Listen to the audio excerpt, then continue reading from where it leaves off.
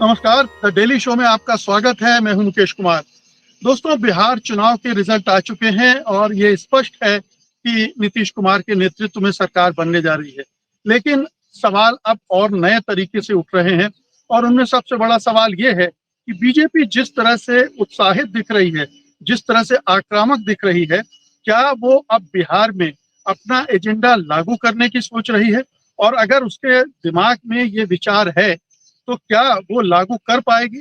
हमने देखा कि पिछले 20 साल में बीजेपी के साथ रहने के बावजूद नीतीश कुमार बीजेपी को कंट्रोल करते रहे हैं। बीजेपी का जो कम्युनल कार्ड है, कम्युनल पोलराइजेशन का एजेंडा है, उसको उन्होंने आगे नहीं बढ़ने दिया है। बीजेपी नेताओं ने कई बार कोशिश की है। गिरिराज सिंह के बहुत सारे ऐसे बयान इसमें गिनाए जा सकते हैं जिसमें वो बिहार में कोशिश कर रहे हैं कि हिंदुत्व की राजनीति को आगे बढ़ाएं। लेकिन ये संभव नहीं हो पाया है क्योंकि बीजेपी मजबूर रही है नीतीश के साथ चलने की। इस बार भी वो मजबूरी उसकी है। बेशक उसने अपनी सीटों में कुछ इजाफा किया है, लेकिन नीतीश कुमार उसके मुकाबले और भी ज्यादा मजबूत होकर आए हैं। पिछले बार के मुकाबले 42 सीटें ज्यादा जीती हैं, जबकि बीजेपी की सीटों में मुश्किल से 15 सीटों का इजाफा हुआ है। तो बीजेपी अपनी जीत की तरह पेश कर रही है। बिहार में एनडीए की जीत को लेकर ऐसा लग रहा है जैसे बीजेपी ने ही चुनाव जीता हो, लेकिन ये एनडीए की जीत है और खासतौर पर नीतीश कुमार के नेतृत्व की जीत है, क्योंकि असली जो जीत हुई है वो जेडीयू की हुई है। बहरहाल, चुनौती अब नीतीश कुमार के सामने ये है कि ये जो मजबूत बीजेपी है, जिसके पीछे मोदी शाह पूरी ताकत लगा रहे हैं, उनकी कोशिश है कि बिहार की राजनीति को हिंदुत्व के रंग में रंगे, जो कि वो अभी तक नहीं कर पाए हैं। अपना मुख्यमंत्री भी बनाने की कोशिश वो करेंगे ही, आज नहीं तो 6 महीने बाद, 1 साल बाद। तो ऐसे में नीतीश कुमार बीजेपी के एजेंडे को कैसे रोकेंगे, बीजेपी के इस सोच को आगे बढ़ने से कैसे रोकेंगे, आज हम इसी पर बात करने जा रहे हैं। और हमारे साथ वरिष्ठ पत्रकार नवेंदु हैं, जो कि लगातार बिहार की राजनीति को कवर करते रहे हैं। उन्होंने देखा है कि बिहार में बीजेपी किस तरह से बेचैन है, लेकिन नीतीश कुमार कैसे उसे कंट्रोल करते रहे। तो नवेंदु जी, कार्यक्रम में आपका स्वागत है। जी, बहुत बहुत शुक्रिया मुकेश जी। क्या लगता है आपको, ये जो नया परिदृश्य बना है, उसमें हालांकि बीजेपी उस मुकाम पर पहुंचने से चूक गई है जहां पर वो अपने दम पर सरकार बनाने की स्थिति में आती और नीतीश की मजबूरी उस पर ना होती। बहुत कम फासला है। ऐसे में क्या बीजेपी अब अपना एजेंडा लागू करने की कोशिश करे? ये बड़ी अफसोस की घड़ी है एक तरह से कहें बीजेपी के लिए, क्योंकि बीजेपी की जो प्लानिंग थी, योजना थी इस चुनाव में, और जिस तरीके से वो बढ़ भी रही थी, जो मतदान के आंकड़े जब आ रहे थे, तो अगर फासला बड़ा रहता तो जाहिर तौर पर बीजेपी ये दावा कर सकती थी, करती, जैसे कि फीडबैक्स मिल रहे थे। और जो प्लानिंग बीजेपी की थी, इसलिए कि नीतीश के चेहरे को आखिर आखिर तक जो है उन्होंने सीएम फेस नहीं घोषित किया, तो ये इरादा एक साफ बता रहा था, इस पर कोई एक्सक्यूज नहीं हो सकती है। लेकिन आंकड़े जो फाइनली आए हैं तो उसमें अब है कि कम फासला है, 4-5 सीटों का फासला है। तो उस आधार पर और फिर जो मंथन हुआ कि क्या उचित होगा, क्या अनुचित होगा, तो हम लोगों ने पहले भी बात की थी कि बहुत आसान नहीं है नीतीश कोई राह या फिर बीजेपी को अपना मुख्यमंत्री बनाना, लेकिन बना भी सकती है। लेकिन अब ये जो स्थितियां पता चल रही है कि वो मुख्यमंत्री बनेंगे अब, और समर्थन मिलेगा, कवायद कल से शायद शुरू होगी उसकी। लेकिन आपका जो सवाल है कि वो कौन उसमें बड़ा रहेगा, कौन छोटा रहेगा, तो ये बीजेपी जो है वो ये मान के चल रही है कि साहब जो है वो हम तो ज्यादा सीट पर है। नीतीश ये मान के चल रहे हैं कि हमने तो ज्यादा लाभ कमाया, हमारे वोट से आपका वोट प्रभावित हुआ, यानी वोट ट्रांसफर हुआ, तो चलिए हमारे चलते आप उतना जीते। तो ये तो तय बात है कि बिहार के सामाजिक समीकरण को जो जानने वाले लोग हैं कि नीतीश का वोटर जो है इस बार जागृत था, और उसके अंदर ये एक तड़प थी कि नीतीश का लगातार बने रहे, तो इस बार भी जो है, और उनके खिलाफ जो बीजेपी का एक सीएम फेस नहीं बनाने जैसा रुख जो अख्तियार किया गया, तो उसके चलते एक वोटर उनके प्रति गोलबंद हुआ। ये तो ठीक है नवीन जी, लेकिन मुद्दा ये है कि बीजेपी, आप देख रहे हैं मोदी जी ने जो भाषण दिया, उसमें उनके किस तरह के तेवर थे, और यहाँ भी बीजेपी के नेता उत्साहित हैं। थोड़ा सा उनमें ये तो मलाल है कि अगर 90 पार कर गए होते बिल्कुल। तो और कुछ जोड़ तोड़ करके अपनी संख्या बन जाती तो नीतीश का को वो साइडलाइन कर सकते थे या कमजोर नीतीश का बेहतर इस्तेमाल हो कर सकता था। सकते थे। अभी आपको लगता है कि बीजेपी अभी भी कोशिश करेगी अपने हिंदुत्व के एजेंडे को लागू करने की और नीतीश कुमार को दबाव में लाने की? जाहिर तौर पर कोशिश करेगी, और कोशिश करेगी ये हम नहीं कह सकते, ना आप कह रहे हैं। ये नीतीश ने ही बता दिया और अपने पहले दिन के एक्शन से बता दिया है कि बीजेपी ये कोशिश कर सकती है, इसीलिए उसकी कोशिश को काउंटर करने का एक मैसेज भी दे दिया नीतीश कुमार ने।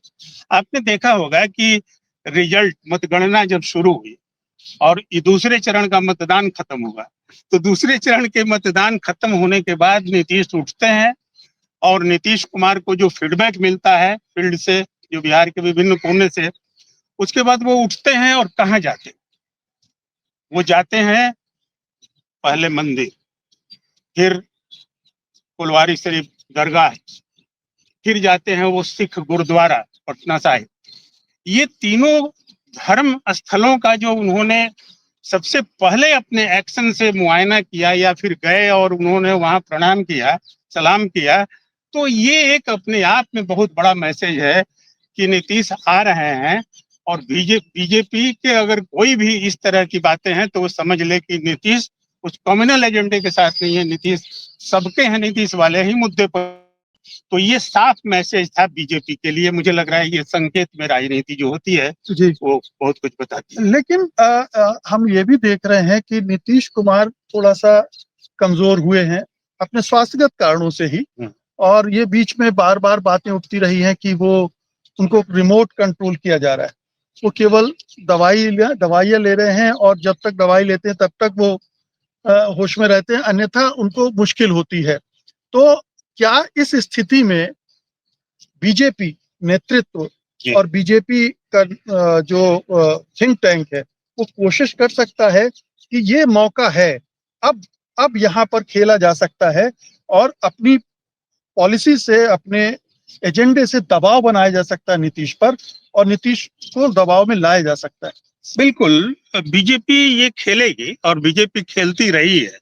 आप देखेंगे कि अगर नीतीश के शासन का 20 सालों का अगर आप समीक्षा करें तो या फिर वो उसमें जो घटनाएं घटित होती रही दोनों दलों के गठबंधन में उसे देखें तो कई बार हुआ कि केंद्रीय मंत्रिमंडल के कई सदस्य जो बीजेपी के हैं और उन्होंने, वो बिहार से बिलोंग करते हैं, तो बिहार में आकर उन्होंने बहुत तरह का कम्युनल एक जो है वो बातें कहनी शुरू की, जिसमें गिरिराज सिंह का बहुत बड़ा रोल है।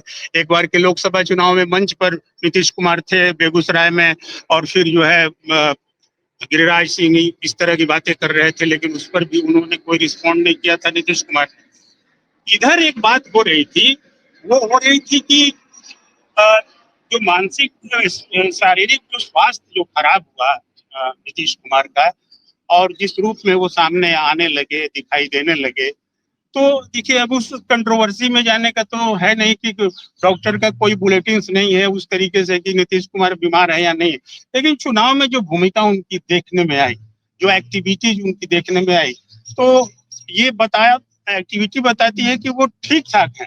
और अगर मान लीजिए कि बीच बीच में उम्र का असर है, कुछ सोच का, कुछ मेमोरी का, कुछ भी हो सकता है अगर, लेकिन मेन जो पॉलिटिकल एक्टिविटीज है उसको लेकर एडमेंट है नीतीश कुमार। और मैंने आपको बताया कि वो जो पहली दफा जब दरगाह पर जाते हैं या फिर मंदिर में जाते हैं और गुरुद्वारा जाते हैं, तो कहीं ना कहीं इसके पीछे एक सधी हुई रणनीति है।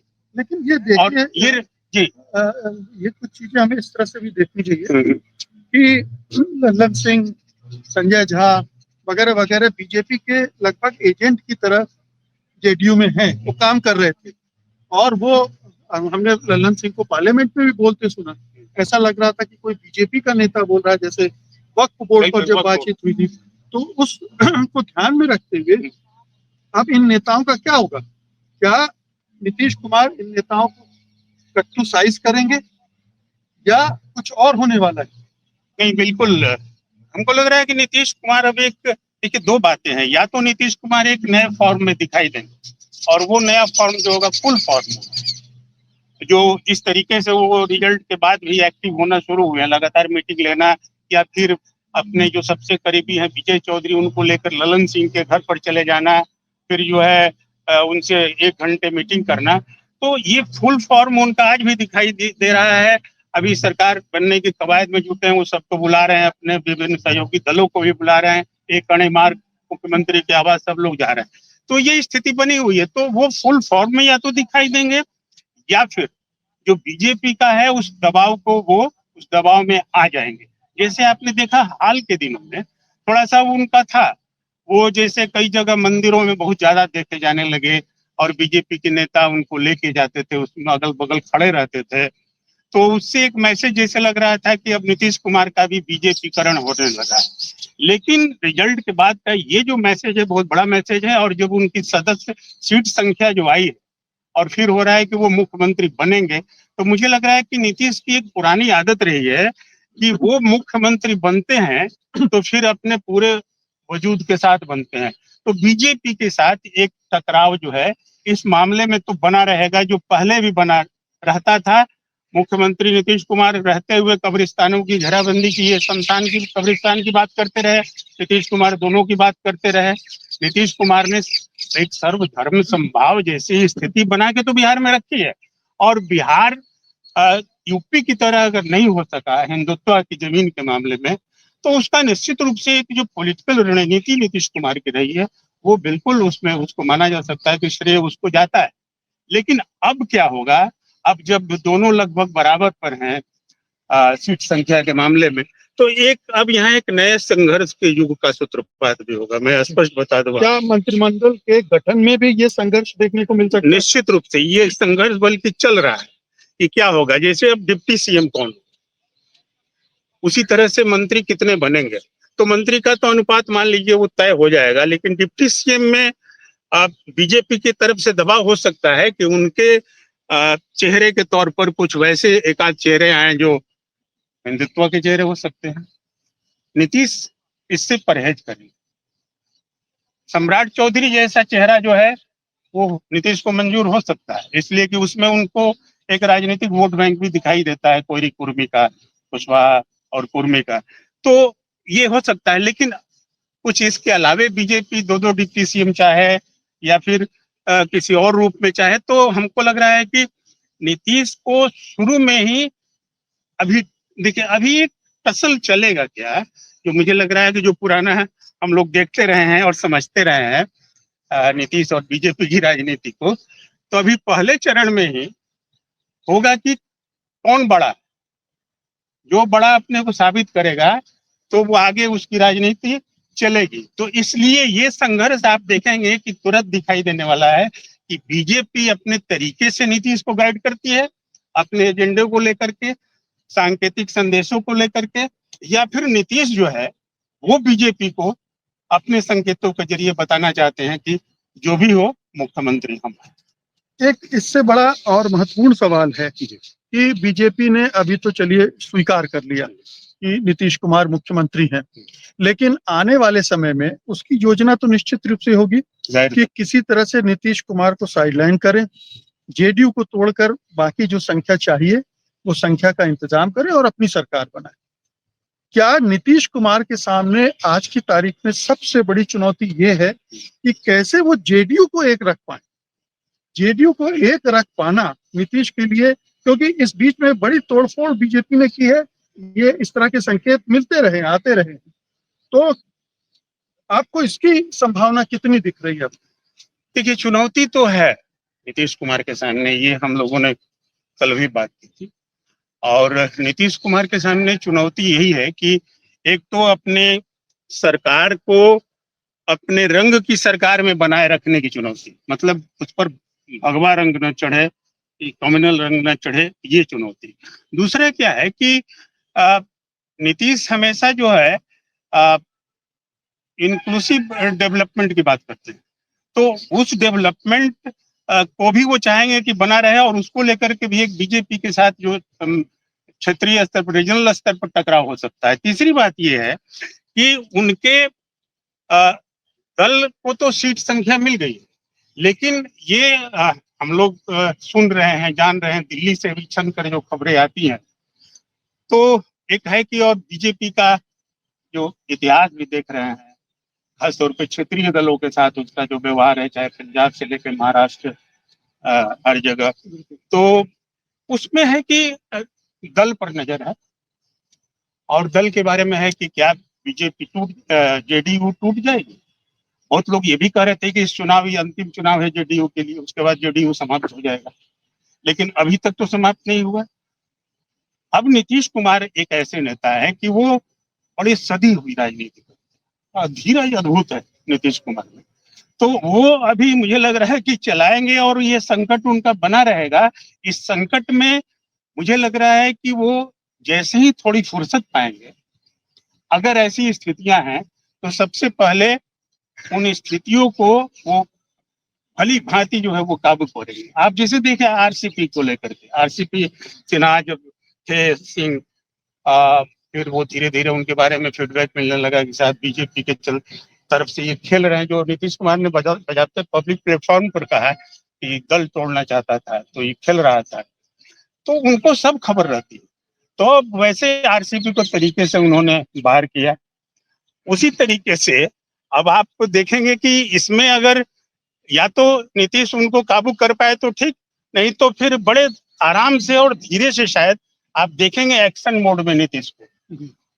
दूसरी संभावना ये हो सकती है कि बीजेपी भी अपनी पूरी सीट संख्या के साथ है, और अमित शाह ने इस बिहार के चुनाव में बहुत खासा इंटरेस्ट लिया है, गली गली से वो भी परिचित हो गए हैं, राजनीति की गली गली से, बिहार की गली गली से, तो अपने लोगों को अमित शाह बचाने के लिए आएंगे सामने या फिर छोड़ देंगे उनको उन पर एक्शन होने के लिए। तो ये एक लड़ाई होगी आगे, तो या तो फिर जेडीयू बची रहेगी या फिर जेडीयू टूटेगी। ये एक चुनौती है, जेडीयू के सामने भी है और बीजेपी के भी सामने है कि अगर नीतीश अपने तरीके से अपने संगठन को लेकर चले, पार्टी संगठन को, तो शायद कल का समय बीजेपी के लिए और भी मुश्किल होगा उसके एजेंडे को लागू करने। एक सवाल और है इसमें कि अब नीतीश कुमार के पास पलटने का मौका नहीं,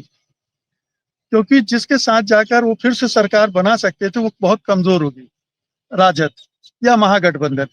उसके पास कुल मिलाकर 35 सीटें हैं, 35 सीटें और 85 सीटें, 110 का आंकड़ा बनता है। जी। बाकी जो 12 सीटें हैं उसमें आपके पास गणित है, जिसमें एआईएम की 5 सीटें हैं और दूसरे कुछ छिटपुट लोग हैं, उनसे मिलकर क्या वो आंकड़ा पहुंचता है कि वो 122 सीटें, 122 विधायक जुगाड़ कर पाए? अगर बीजेपी कोई इस तरह का दबाव डालती है तो क्या ये संभव होगा? देखिए, आपने सही कहा कि जो सबसे बड़ा आधार था जेडीयू के बाएं दाएं अलट पलट करने का, पलटू राम की स्थिति तक बात पहुंची, कहलाए नीतीश कुमार, तो वो स्थिति बीजेपी खत्म करना चाह रही थी, ये पहले से उसके गोल में था। और उस गोल के तहत वो चाहती थी कि या तो नीतीश कुमार ही पहले उसकी प्राथमिकताओं में रहा कि नीतीश कुमार को बीच से हटाया जाए। वो नीतीश कुमार को एक उस तौर पर देखती थी कि ये बीच की शिखंडी राजनीति जैसा कि इनके रहते न तो हम अपनी सरकार बना पा रहे हैं, न कायदे से आरजेडी के साथ लड़ पा रहे हैं। तो उनका था कि ये आरजेडी और बीजेपी में सीधा मुकाबला हो तो कम्युनलाइज करने में भी बहुत आसानी होती है। दूसरा है कि जो वोट बेस है, सवर्णों का वोट बैंक माना जाता है बीजेपी का, और जो आरजेडी का वोट बैंक वो जाहिर तौर पर बैकवर्ड अपराइजिंग का वोट बैंक है, एमवाई है, तो एमवाई भी है, तो उस लिहाज से उनको सहूलियत होती राजनीति साधने और करने में। लेकिन नीतीश हमेशा उसमें बीच में एक जो है गड़बड़ करते रहते हैं। तो ये जो गड़बड़ वो करते रहे, तो लेकिन नीतीश साधे सध नहीं रहे थे। मान लीजिए चिराग कार्ड जब खेला नीतीश कुमार पर 2020 के चुनाव में बीजेपी ने, वो बहुत बड़ा कार्ड था, वो एक तरह से विश्वासघात था। हाँ, मतलब उस शिखंडी पर एक तरह से ब्रह्मास्त्र था। हाँ, विश्वासघात था, बिल्कुल। तो उस ब्रह्मास्त्र के बावजूद नीतीश 43 सीटों पर निकल कर आ गए। तो अब जो नीतीश की जो सोशल इंजीनियरिंग का वोट बेस है, तो मुझे लग रहा है बीजेपी को ये समझ में आ गई कि नीतीश को शायद अभी खत्म नहीं किया जा सकता है। तो फिर तब विकल्प क्या है? तो इस चुनाव में मुझे लग रहा है कि रणनीतिक तौर पर भी और बाकी जो फीडबैक्स मिल रहे हैं, राहुल गांधी ने भी आज आरोप लगाया है जिस तरीके से चुनाव आयोग और वोट चोरी को लेकर के, SIR को लेकर जो बिहार में हमेशा बवाल रहा, तो इन स्थितियों में अब एक बात ये भी सामने आ रही है और रिजल्ट में जो सामने आया कि आरजेडी ही इतनी छोटी हो गई कि नीतीश अब कहाँ जाएंगे। लेकिन क्या 122 का आंकड़ा बन रहा है छोटे मोटे दलों बिल्कुल। के साथ मिलाकर? देखिए, तो फिर भी वो छोटा तोता जो है, मैंने तोते में बसती है राजा की जान। ये एक बात है कि राजा की जान तोते में बसती है। वो तोता कौन है? तो वो तोता तो आरजेडी है। तो तोते को ही मारने की कोशिश एक तरह से कहिए कि राजनीतिक तौर पर की गई है इस चुनाव में। फिर भी जो स्थिति है, मुझे लग रहा है कि एक आमतौर पर तो दिखाई देता है राजनीति में कुछ भी असंभव नहीं है। नीतीश कुमार जब लालू प्रसाद के विरोध की राजनीति करके सामने आए, उसी लालू प्रसाद से उन्होंने हाथ मिलाया, उसी लालू प्रसाद के पास गए कि हमारा दल तोड़ना चाहता है बीजेपी, हमको मदद कीजिए। ये तो उन्होंने सब जाहिर किया। तो ऐसे में जो है अब ये एक स्थिति बन सकती है कि मोटा मोटी तो नहीं दिखाई दे रहा है, लेकिन आप सोचिए कि अगर एक कॉम्बिनेशन बहुत ज्यादा चर्चा में है, जेडीयू के नेताओं से कुछ बात हो रही थी या फिर विभिन्न ये आरजेडी के नेताओं से, तो अभी तो ये स्थितियां नहीं है। लेकिन कल गए, मान लीजिए कि बीजेपी और जेडीयू को लेकर के तनातनी कोई भड़की, तो एक तो सूरत ये बन रही है। क्या है सूरत? वो सूरत है कि आप देखें कि अगर एनडीए में नहीं रह के, एनडीए से दामन छुड़ा के जेडीयू अगर इधर निकलती है तो कौन कौन है उसके साथ?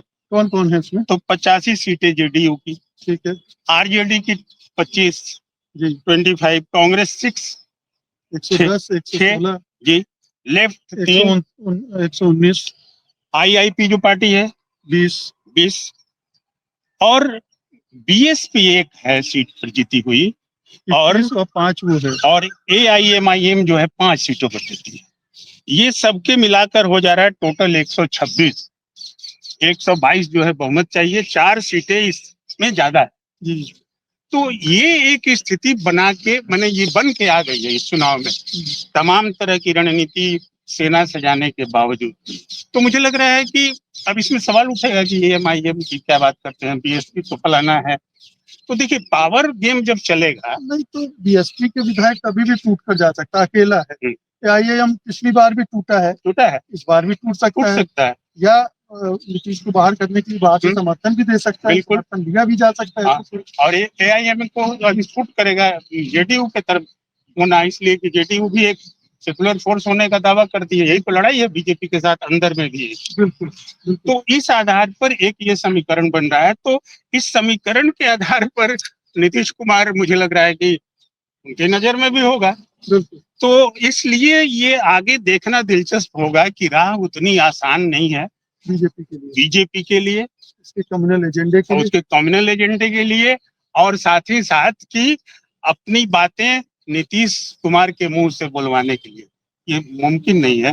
मुझे लग रहा है कि इसलिए फिर याद कीजिए कि नीतीश सबसे पहले जब उठते हैं, एक अड़े मार्ग से निकलते हैं, तो वो मस्जिद, मंदिर, गुरुद्वारा। बिल्कुल। और ये ध्यान रखना चाहिए कि ये चुनाव बेशक बीजेपी दावे कर रही हो, मोदी जी दावे कर रहे हो, दिखा रहे हो कि ये चुनाव तो उन्होंने जीता है, लेकिन असल में तो जेडीयू जीता है। असल में तो नीतीश कुमार की वजह से बीजेपी इतना जीत पाई है।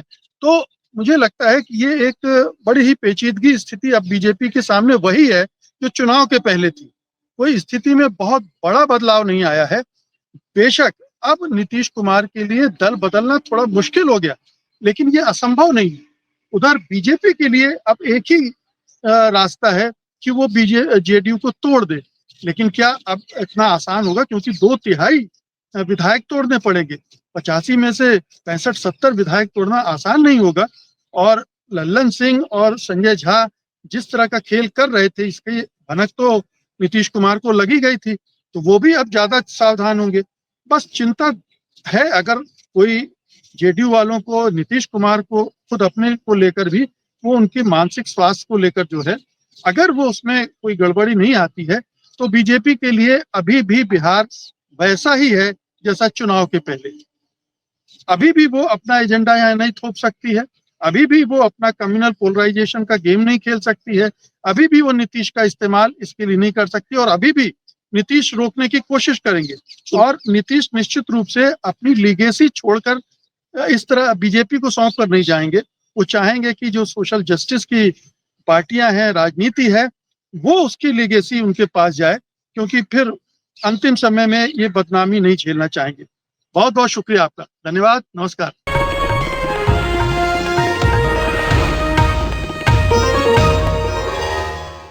Copyright disclaimer under Section 107 of the Copyright Act 1976. Allowance is made for fair use for purposes such as criticism, comment, news reporting, scholarship, and research. Fair use is a use permitted by copyright statute that might otherwise be infringing.